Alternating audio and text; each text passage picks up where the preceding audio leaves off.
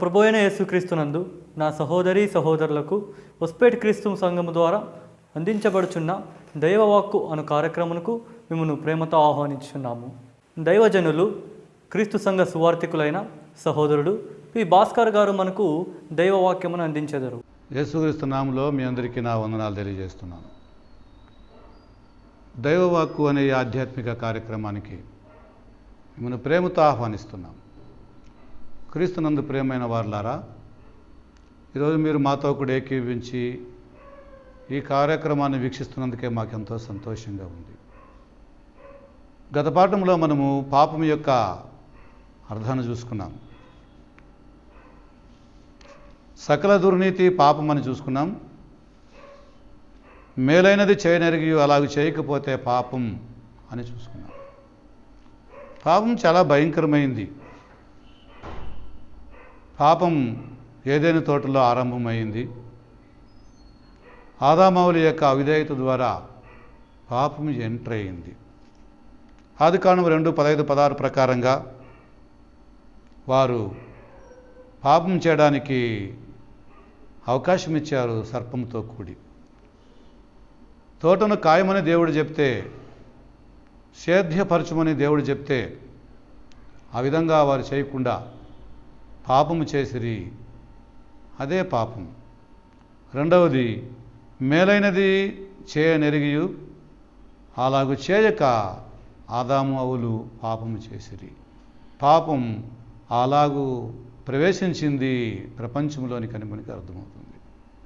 వాళ్ళు ఏదైనా తోటలోనే ఉండి కూడా ఈ పాపం చేయడానికి అవకాశమైంది. అలాగే మనము కూడా దేవుని ఎరిగి కూడా ఒకవేళ సంఘంలో ఉండి కూడా మనం వాక్య ప్రకారం జీవించకపోతే మనం పాపం చేస్తున్నామని అర్థం.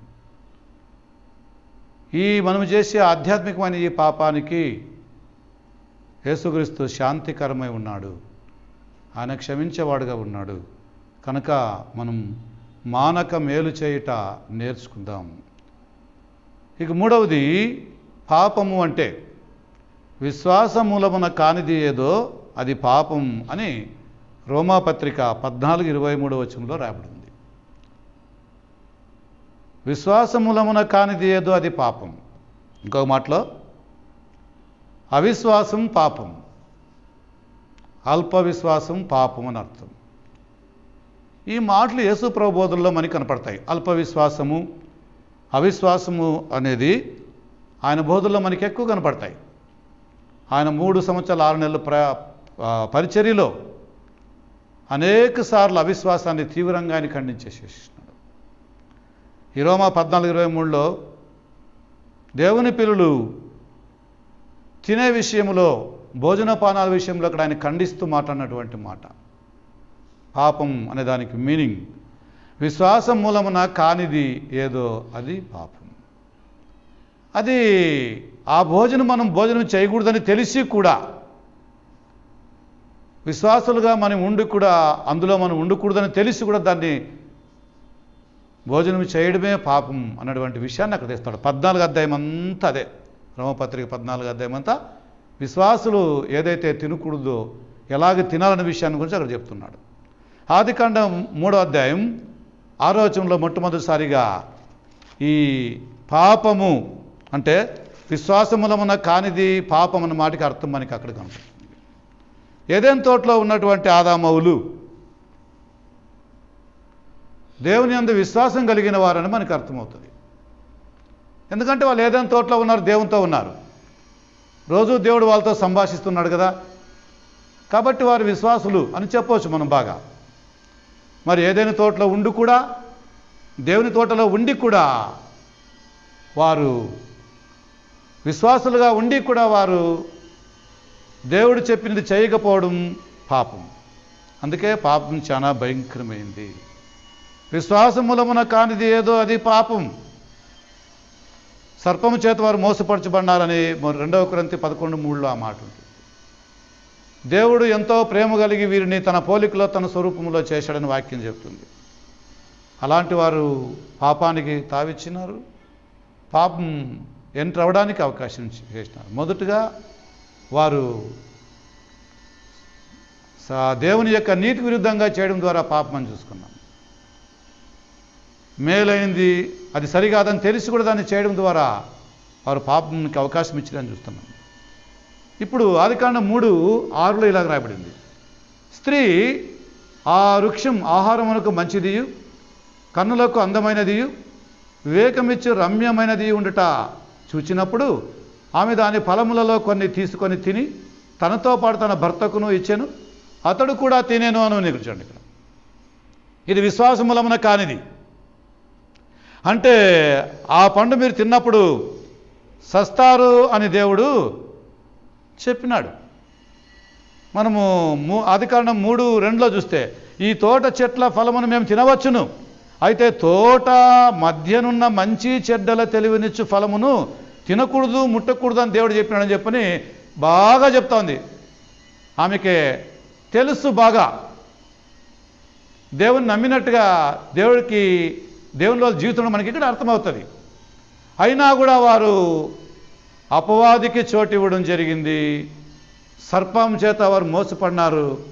అందుకే దేవుడు ఏవైతే మీరు తినకూడదు అని చెప్పారో దాన్ని తినడం ద్వారా వాళ్ళు అవిశ్వాసులు అని మనకు అర్థమవుతుంది. ఈ సందర్భంలో మనము కొత్త నిబంధనలో మార్కు సువార్తలో ఒక మాట మనం చూద్దాం. 4వ అధ్యాయం, మార్కు సువార్త 4వ అధ్యాయంలో యేసు ప్రభు శిష్యులతో మాట్లాడినటువంటి మాట 40వ వచనంలో, అప్పుడు ఆయన మీరెందుకు భయపడుతున్నారు, మీరింకా నమ్మలేక ఉన్నారా అని వారితో చెప్పినని అక్కడ ఉంది. మామూలు బైబుల్లో అయితే అల్ప విశ్వాసులారా అనే పదాన్ని అక్కడ ఆయన వాడినాడు. అంటే అల్ప విశ్వాసం, దేవుణ్ణి నమ్మి కూడా కొన్ని విషయాల్లో దేవునికి అవిశ్వాసం నడుచుకోవడం పాపం అని అర్థం. మత్తయి సువార్తలో కూడా 14వ అధ్యాయంలో కూడా మత్తయి సువార్త 14వ అధ్యాయం 30వ వచనంలో అక్కడ ఇలాగ రావడం చూద్దాం. గాలిని చూచి భయపడి మునిగిపోసాగి ప్రభువా నన్ను రక్షించమని కేకలు వేసెను పేతురు. వెంటనే యేసు చెయ్యి చాపెతను పట్టుకొని అల్ప విశ్వాసి అనే పదాన్ని అక్కడ వాడినాడు. దీని మీనింగ్ ఏమంటే, నువ్వు మొదట విశ్వాసముతో నాతో మాట్లాడినావు, ఇప్పుడు అవిశ్వాసముతో నీవు నాశనానికి పోతున్నావు. కాబట్టి ఈ అల్ప విశ్వాసం అనేది పాపానికి తావివ్వడానికి అవకాశం అవుతుంది.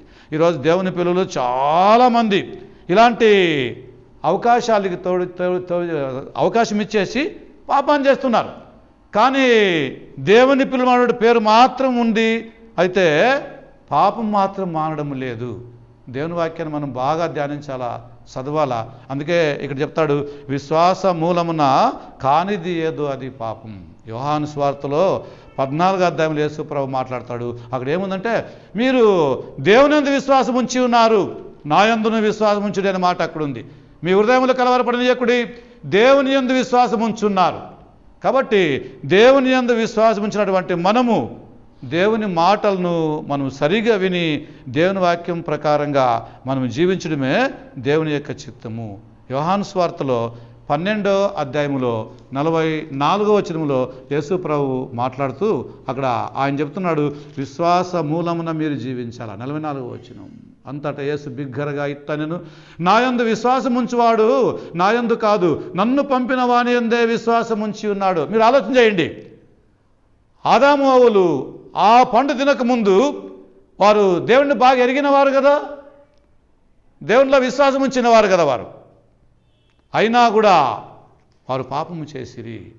యేసు ప్రభు చెప్పిన మాట మీరు బాగా గమనించండి, ఎంత బాగా అంటున్నాడు. నాకు 44 వచనంలో అక్కడ, నా యందు విశ్వాసం ఉంచువాడు నా యందు కాదు, నన్ను పంపిన వాని యందే విశ్వాసం ఉంచుతున్నాడు. ఆ సర్పం చెప్పిన మాటలో విశ్వాసం ఉంచింది, కానీ హవ్వ తన్ను సృష్టించినటువంటి దేవునిలో విశ్వాసం ఉంచలేదు అని మాట మనకు కనబడుతుంది. అదే యోహాను సువార్త 13:30 వచనం ఇలాగుంది. 13వ అధ్యాయం 30వ వచనంలో యోహాను సువార్తలో ఈ విధంగా ఉంది, కాబట్టి విశ్వాసయుతమైన కానిదేదో అది పాపం. మనం పాపం చేయకుండా మనల్ని మనం జాగ్రత్తగా చూసుకుంటాం. అందుకే యేసు ప్రభు ఒకసారి అన్నారు, నేను క్రీస్తునని మీరు విశ్వసించకపోతే మీ పాపాల్లో మీరు చనిపోతారని చెప్పిన యేసు ప్రభు మాట ఉంది. 8:24 మాట ఉంది యోహాను సువార్తలో. కాగా మీ పాపములలోనే మీరు ఉండి చనిపోతారని మీతో చెప్పిదని నేను ఆయనని మీరు విశ్వసించని ఎడల మీరు మీ పాపముల్లోనే ఉండి చనిపోదని వారితో చెప్పాను. పిల్లారా, యేసు ప్రభు నమ్ముకోకుండా మీరు చనిపోతే పరలోక రాజ్యం లేదు, దేవుని రాజ్యం మీకు లేదు. మనకు లేదు. అయితే క్రీస్తులో విశ్వసించినటువంటి మనము కూడా పాపము చేయకుండా, అంటే అల్ప విశ్వాసాన్ని మనం కనపరచకూడదు. అలాగే మనం యేసుప్రభుని నమ్మి ఒకవేళ రక్షణ పొంది సంఘంలో ఉన్నట్లయితే మనము విశ్వాసం మనకు ఉందో లేదో అని పరీక్ష చేసుకోవాలి. మన విశ్వాసం లేకపోతే అవిశ్వాసంలో జీవిస్తుంటే అది పాపం అని వాక్యం చెప్తుంది. 1 కొరింథీ పత్రిక 11వ అధ్యాయంలో ప్రవరాత్రి భోజనం యొక్క విషయంలో యేసు ప్రభు మాట్లాడుతూ అక్కడ ఒక హెచ్చరిక ఇస్తున్నాడు సంఘానికి. 1 కొరింథీ పత్రిక 11వ అధ్యాయం 28వ వచనంలో ఇలాగుంది, అక్కడ చూద్దాం. కాబట్టి ప్రతి మనుషుడు తన్ను తాను పరీక్షించుకొనవలెను, అలాగు చేసి ఆ రొట్టెని తిని ఆ పాత్రలోనిది త్రాగవలెను. చూడండి, పరీక్షించుకోవాలా. నా యందు విశ్వాసం ఉందా లేదా, నేను విశ్వాసినా కానా, నేను చేసే కార్యం విశ్వాసంతో ఉందా లేదా అని పరీక్షించుకోవాలా. మత్తయి సువార్తలో 26వ అధ్యాయంలో యేసు ప్రభు తన్ను అప్పగించబోయే వాని గురించి మాట్లాడుతూ శిష్యులతో, మీలో ఒకడు నన్ను అప్పగించును అని అన్నప్పుడు కదా నేనా నేనా నేనా అని శిష్యులంతా అన్నారు. కానీ యేసు ప్రభు అన్నాడు, మీవు కాదు, ఇదిగో నేను ఎవరికైతే ఈ ముక్క ముంచి ఇస్తానో వాడే అన్నాడు. అతనే అల్ప విశ్వాసి, అవిశ్వాసి, సైతాను సంబంధి, యేసు ప్రభుని చాలా రోజుల నుంచి పట్టించాలని చెప్పని ఆలోచన చేస్తున్నటువంటి వ్యక్తి ఎవరంటే ఈ ఇస్కరియోతు యూదా అని మనం చూస్తాం. కాబట్టి ఈ 2వ కొరింథీ పత్రిక 13వ అధ్యాయం 5వ వచనంలో పౌలు మాట్లాడుతూ మీరు దేవుని పిల్లలుగా, మీరు విశ్వాసులుగా జీవిస్తామని చెప్పుకుంటున్నారు. కానీ 2వ కొరింథీ 13:5లో అక్కడ ఈ విధంగా ఉంది, మీరు విశ్వాసము గలవారై ఉన్నారో లేదో మిమ్ముని మీరే శోధించుకొని చూచుకోండి అనే మాట అక్కడ ఉంది. మీరు పరీక్షించుకోండి అంటున్నాడు. ఈరోజు దేవుని పిల్లలు పాపం చేయకుండా జాగ్రత్తగా ఉండాలంటే తమ విశ్వాసాన్ని పరీక్షించుకోవాలా. నేను చేసే కార్యం మంచిదా కాదా అని పరీక్ష వాళ్ళు చేసుకోవాల్సిన వారుగా ఉంటున్నారు. ఆ విధంగా వాళ్ళు చేసుకోకపోతే గిన పాపము చేసిన వాళ్ళు అవుతున్నారు. ఈ విధంగా ఆదాము అవ్వలు కూడా ఆ పండు తినకూడదు అని తెలుసు, తింటే సస్తారని తెలుసు. అయితే దేవుణ్ణి నమ్మి దేవుని చేత చేయబడినటువంటి వీరు ఆ పాపము చేయట చాలా భయంకరము. అందుకే పాపం చాలా భయంకరమైంది. ఇది ఆదికాండం 3:6లో పాపం ప్రవేశం కావడానికి వారు ఇచ్చినటువంటి ఇదిగో అవకాశం ఇది. ఈ విధంగా మరి నీ విషయంలో నా విషయంలో ప్రియులారా మరి మీరు ఏం చేస్తున్నారు? గల్తీ పత్రిక 6:4లో వాక్యం అంటుంది, ప్రతివాడు తనలో తనకు విశ్వాసం ఉన్నదో లేదో అని పరీక్షించుకోవాలా అంటాడు. దీని మీనింగ్ ఇంతే, అవిశ్వాసం పాపం, విశ్వాసయుతమైనది కానిది ఏదో అది పాపం. కాబట్టి మనము దేవుని వాక్యాన్ని బోధించేటప్పుడు కానీ, వినేటప్పుడు కానీ, దేవుని కార్యాలు చేసేటప్పుడు కానీ మనము అది దేవుని వాక్యంలో ఉన్నట్టు నమ్మి దేవుని వాక్యం ప్రకారంగా చేయడం అది విశ్వాసం, మన ఇష్టానుసారంగా చేయడం అది అవిశ్వాసం. ఈరోజు అనేక సంఘాల్లో అనేక సంఘస్థులు కేవలము వాళ్ళకి ఇష్టమైన రీతిలో చేసుకోవడం మహాపాపంగా మనకి కనపడుతుంది. అయినా మేము పాపం లేని వారమే అని చెప్పుకుంటున్నారు. 1 యోహాను పత్రిక 1:7-9 అంటాడు, పాపం లేని వారమని మనము చెప్పుకున్నట్లయితే మనల్ని మనమే మోసపరుచుకుంటాము అంటున్నాడు. కాబట్టి దేవుని పిల్లలు పాపం చేయకుండా ఆదాము అవ్వల మాదిరిగా జాగ్రత్తగా చూసుకోవాలా. ఆదాము అవ్వలు వారు ఏం చేసినారంటే ఆ విధంగా తినకున్నటువంటి ఆ పండులు, దేవుడు నిషేధించినటువంటి ఆ పండును తిని వారు పాపము చేసిరి అని మనం చూస్తున్నాం. ఇక 4వదిగా పాపము అంటే, మొదటిగా పాపం ఏమంట ఆ దుర్నీతి ద్వారా పాపం ప్రవేశించింది లోకములో, మనం చూసాం ఏదైనా తోటలోన. రెండవదిగా అక్కడేమంటే వాళ్ళు మేలైనది చేయనెరిగి దేవునికి అలక్ష్యం చేసి వాళ్ళు పాపం చేసిరి, పాపం అలా ఎంటర్ అయింది అని మనం చూసినాము. మూడవదిగా వాళ్ళు ఏమంట మూడవ పాయింట్లో వాళ్ళు ఆ విధంగా ఏం చేశారంటే అక్కడ విశ్వాస మూలమునగా కాకుండా దేవుని నమ్మి కూడా వాళ్ళ సొంత జ్ఞానముతో అవిశ్వాసము ద్వారా వాళ్ళు పాపం చేయడానికి అవకాశం దొరికింది. ఇక 4వది పాపం అనగా ఆజ్ఞ అతిక్రమం పాపం అని బైబిల్ చెప్తుంది. ఆజ్ఞ అతిక్రమం పాపం. ఇంతవరకు చూసిన విషయాలు అన్నీ కూడా కొత్త నిబంధనలో ఉన్నాయి. అవి కూడా సంఘాల్లో చెప్పినటువంటి విషయాలు ఇవన్నీ కూడా విశ్వాసులకు రాబడిన విషయాలు. అంటే అర్థమేమి, దేవుని పిల్లలు పాపం చేయని కొంతమంది అనుకుంటున్నారు. ఏ విధంగా పాపం చేస్తారు దేవుని పిల్లలు అంటే ఇలాగ ఆధ్యాత్మికంగా దేవుడు చెప్పింది కాకుండా, దేవుని యొక్క పద్ధతుల ప్రకారం కాకుండా ఇష్టానుసారంగా చేయడమే పాపం. ఆ విధంగా అవిశ్వాసం ద్వారా వారు పాపం చేసిరి. 4వది ఆజ్ఞ అతిక్రమం పాపం. ఆజ్ఞ అతిక్రమం, దేవుడు చెప్పిన ఆజ్ఞ ఏదైనా సరే అది పాటించకపోతే పాపము. ఆదికాండము 2వ అధ్యాయంలో 16వ వచనంలో అక్కడ ఈ విధంగా రాబడింది ఆదికాండం 2:16 ఈ విధంగా రాబడింది 2వ అధ్యాయం 16 ఆదికాండంలోన. చూడండి అక్కడ ఏముందంటే ఈ 17 మంచి చెడ్డల తెలివినిచ్చి వృక్ష ఫలమును తినవద్దు, నీవు వాటిని తినదినమున నిశ్చయముగా చచ్చదు అని నరునికి ఆజ్ఞ ఆజ్ఞ ఆజ్ఞ కమాండ్ ఆజ్ఞాపించినాడు. ఇదొక సలహా కాదు. ఏం ఆజ్ఞ అంటే ఆ పండు తిన్న దినమున మీరు నిశ్చయముగా చస్తారు అని దేవుడు చెప్పినాడు. ఇద్దరికీ బాగా తెలుసు వీళ్ళకి. మీరు ఆ పండు తినకూడదు అన్నాడు దేవుడు. వాళ్ళు తిన్నారు. ఆజ్ఞాతిక్రమం పాపం. Transgression of the law sin ఇంగ్లీష్లో. Disobedience of God's law sin. దేవుని పిల్లలని చెప్పుకునే వాళ్ళు చాలామంది ఈరోజు దీనికి వ్యతిరేకంగా జీవిస్తున్నారు. డిసోబీడియన్స్, అవిధేయులు, వాక్యాన్ని పాటించడం లేదు కదా. ఆజ్ఞాతిక్రమం పాపం. ఆదికాండం 2:15, 16, 17 చూసినట్లయితే పాపం అలాగ వాళ్ళలో ఎంటర్ అయిపోయింది. ఈ పాపాన్ని గురించి, ఆజ్ఞ అతిక్రమణ గురించి బైబిల్లో ఈ విధంగా రాయబడి ఉందండి. కీర్తన గ్రంథములో 119 అధ్యాయంలో 86 అక్కడ ఈ విధంగా ఉంది. 119 దావీదు కీర్తన, 119 దావీదు కీర్తన గ్రంథం, 119 అధ్యాయం కీర్తన గ్రంథం 86 అక్కడ ఈ విధంగా చూద్దాం. పాపము అంటే చూడండి, ఆజ్ఞ ఆజ్ఞ ఆజ్ఞ అతిక్రమించుట పాపం అని చెప్పని. 119 అధ్యాయం 86 86 అక్కడ చదువుదాం కొంచెం. నీ ఆజ్ఞలన్నీ నమ్మదగినవి, నీ ఆజ్ఞలు నమ్మదగినవి. మరి ఆదాములు ఎందుకు నమ్మలేదు ఇవన్నీ అని? దేవుని ఆజ్ఞ ఎందుకు వాళ్ళు నమ్మలేదు? భక్తుడు దావీదు ఎంత భయంతో మాట్లాడతాడు చూడండి. నీ ఆజ్ఞలన్నీ కూడా నమ్మదగినవి. మరి 96 అదే 119:96 సకల సంపూర్ణతకు పరిమితి కలదని నేను గ్రహించి ఉన్నాను, నీ ధర్మోపదేశం అపరిమితమైనది అని. చూడండి, అపరిమితం అంటే నీ ఆజ్ఞ చాలా భయంకరమైంది. దాన్ని నువ్వు మీరకూడదు, దానికి నువ్వు పరిమితి చేయకూడదు.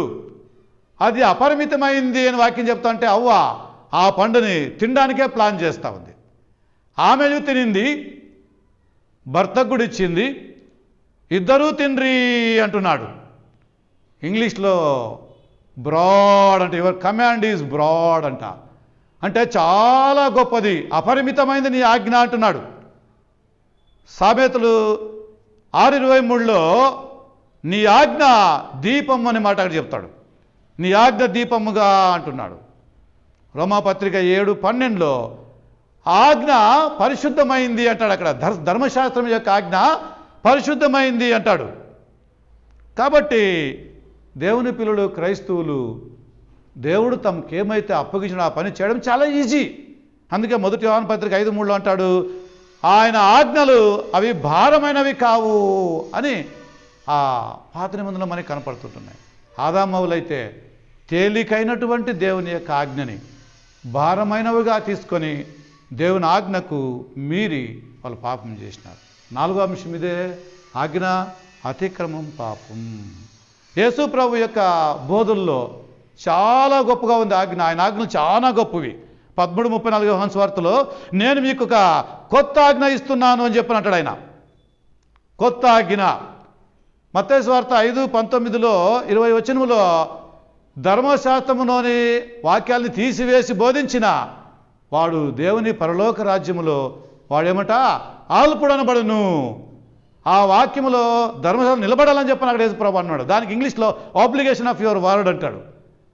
ఆ విధంగా ఈరోజు మనం దేవుని యొక్క వాక్యములో నిలబడకపోవడం అంటే కట్టుబాటు లేకుండా ఉండడం అనేది మహాపాపము అని చెప్పి అంటున్నాడు. కాబట్టి మనం దేవుని ఆజ్ఞకు లోబడాలా. ఇక మనం ఇట్లే దేవుని ఆజ్ఞ పాపము అని చెప్పుకొని మనం దేవుని ఆజ్ఞ మీరడం పాపం అని చెప్పుకొని పోతే అట్లే మనం వస్తా కొత్త నిబంధన అంతా యేసుక్రీస్తు యొక్క కొత్త ఆజ్ఞ గురించి బోధిస్తుంది. ఆ కొత్త ఆజ్ఞ ఏమంటే మీరు ఒకరిని ఒకరు ప్రేమించాలని చెప్పినది నా ఆజ్ఞ.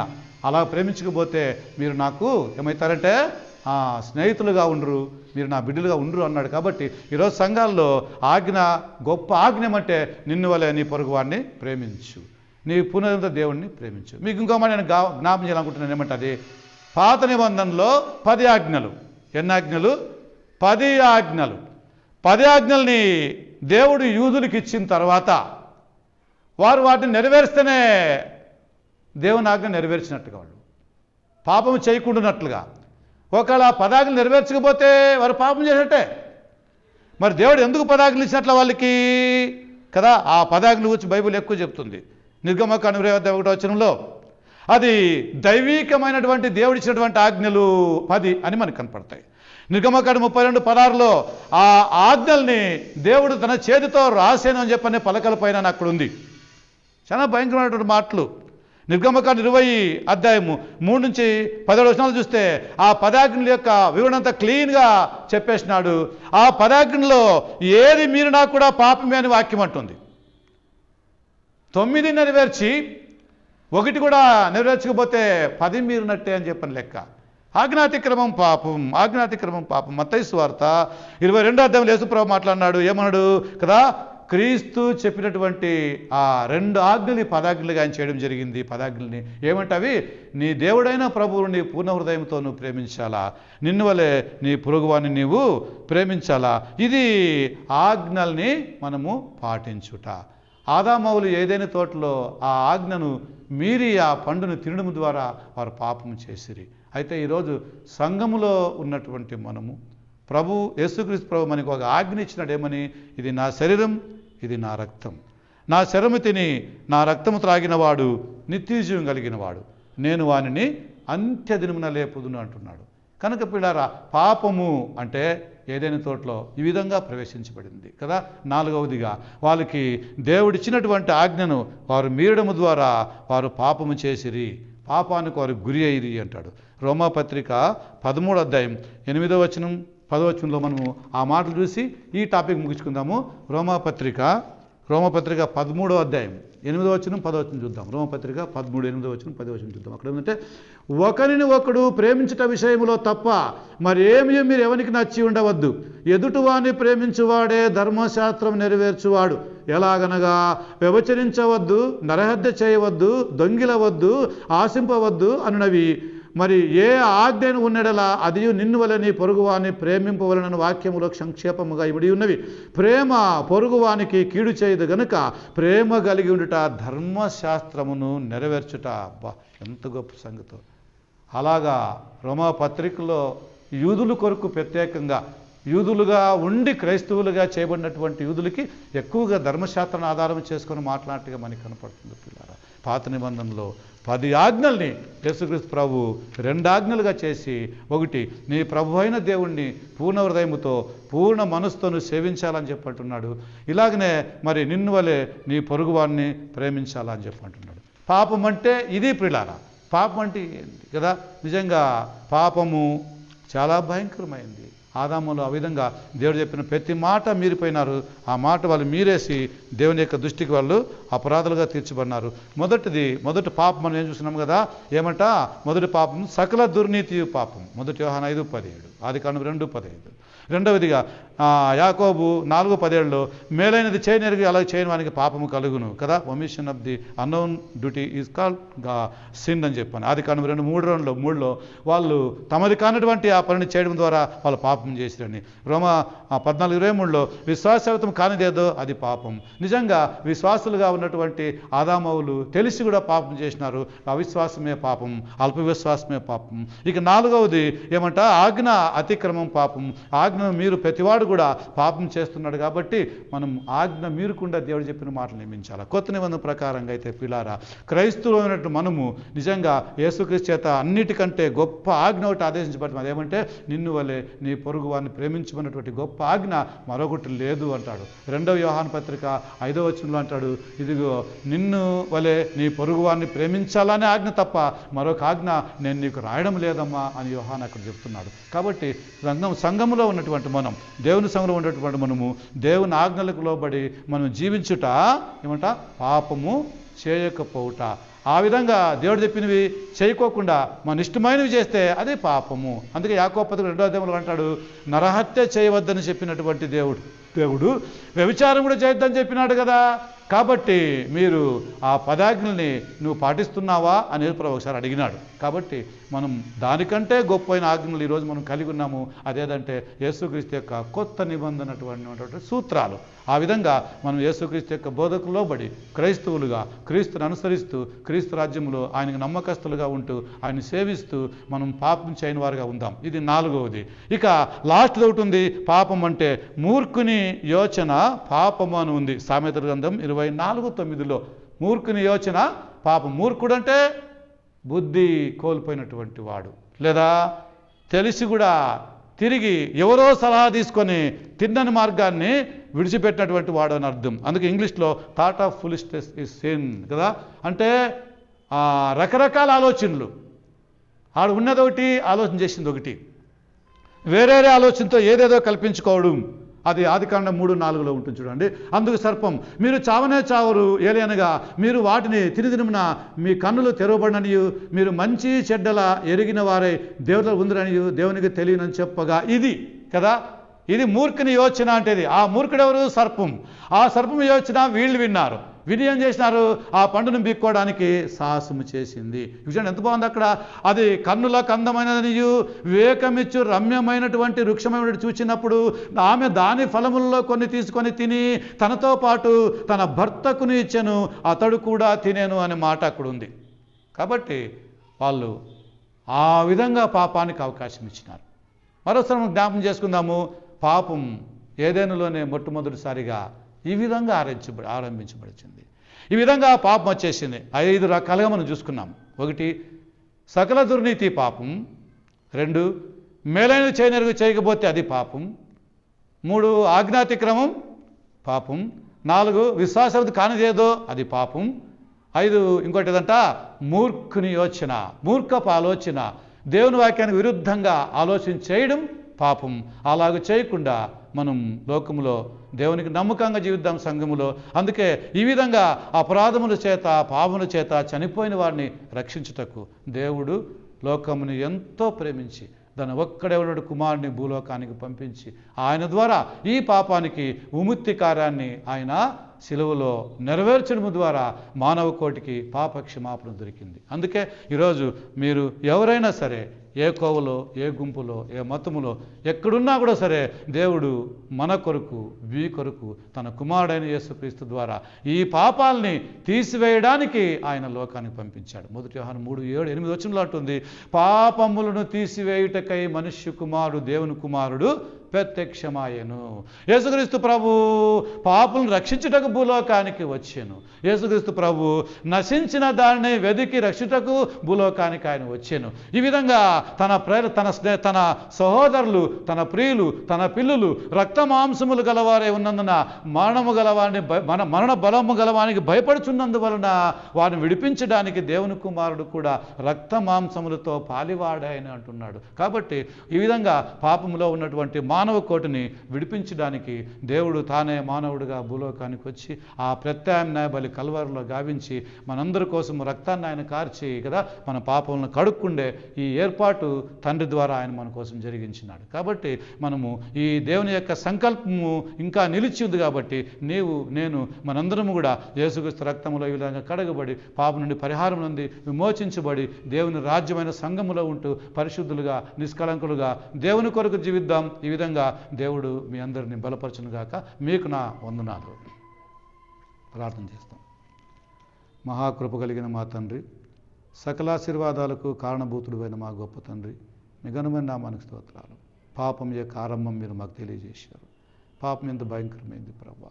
ఈ విధంగా ఆదామవుల ద్వారా ప్రవేశించినటువంటి ఆ పాపం ఇదిగో ఒకని ద్వారా అవిధేయత, ఒకని ద్వారా పాపం ఎలాగ ప్రవేశించినో అలాగే అందరికీ మరణం సంప్రాప్తమైన అందరూ పాపం చేసినందువలన మేము మాట కోసం మేము ప్రార్థన చేస్తున్నాం. తను ఈరోజు ప్రపంచంలో ఇదిగో తన మానవ కోరిని రక్షించడానికి అవును తను మీరు ఇదిగో ప్రభు మీ కుమారుని సిలువలో బలి చేశారు. ఆ విధంగా తన పాపం నుంచి విముక్తి చేయడానికి మీ సంకల్పంలో ప్రణాళికలో అనేకులు ప్రవేశించాలని మీరు ఆశిస్తున్నందుకై స్తోత్రాలు. ఈ సువార్త ఈ వాక్యం విన్నటువంటి వారితో మీరే ఇదిగో తను హెచ్చరించి పాపను విడుదల పొంది పరలోకానికి సహాయం చేయమని ఈ ప్రార్థన మీ కుమారుడైన యేసు పరిశుద్ధ నామములో అడిగి సమర్పిస్తున్నాం తండ్రి. ఆమేన్. సత్యవాక్యమును సరిగా విభజించుటయు, క్రొత్త నిబంధన సంఘమును స్థాపించుటయు, మా ముఖ్య ఉద్దేశమునే ఉన్నది. మీరు సర్వలోకమునకు వెళ్ళి సర్వ సృష్టికి సువార్తను ప్రకటించుడి. నమ్మి బాప్తీసం పొందినవాడు రక్షింపబడును, నమ్మని వానికి శిక్ష విధింపబడును అని చెప్పిన మన ప్రభువైన యేసుక్రీస్తు వారి ఆజ్ఞను పాటించి సువార్తను ప్రకటించి అనేకులను శిష్యులుగా చేసి దేవుని రాజ్యమును క్రీస్తు సంఘమును విస్తరింపచేయుట మా గురి అయి ఉన్నది. మాతో కలిసి ఈ పరిచర్యలో పాలు పొంది దైవ ఆశీర్వాదములు పొందండి. సంప్రదించవలసిన మా చిరునామా దైవవాక్కు, క్రీస్తు సంఘం, Indiranagar, 3rd cross, 16th ward, college road, Vasapete. Phone number 9353287838 9590697272 7892721125.